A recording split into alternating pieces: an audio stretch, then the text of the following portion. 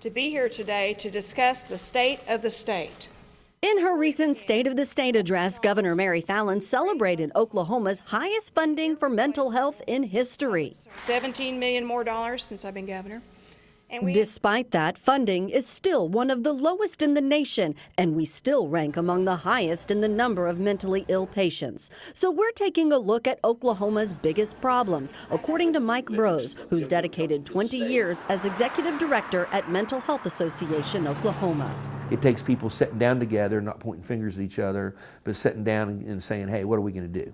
He says it begins with a lack of access to continuous care for everyone, including people like Jamie Gentle. Getting care for her daughter's mental illness has been difficult, impossible.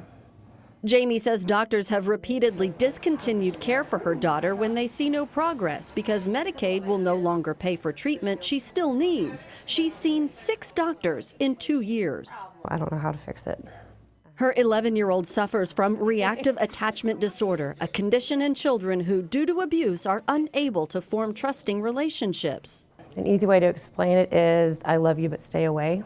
To get help, she needs to establish trust. Trust she can't form when doctors keep turning her away.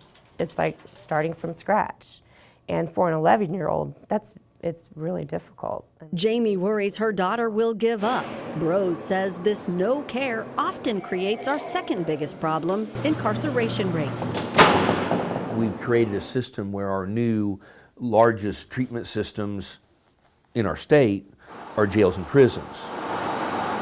Brose has been working with police departments like Tulsa and Sand Springs to get training for field officers to recognize mental illness in nonviolent crimes. So you divert them right there at that point of contact into treatment, not to arrest them and take them to jail. More treatment and less incarceration seems optimistic, but leads us to a third problem, a severe lack in crisis treatment beds. On any given day, 600 Oklahomans are waiting on a hospital bed for residential treatment. Nearly 1 million Oklahomans need mental help and are not getting the services they need. Bills dealing with mental health this legislative session are aimed at tackling some of these issues. Brose is hoping lawmakers will put them on the forefront despite this tightening budget. Erin Christie, Tulsa's Channel 8.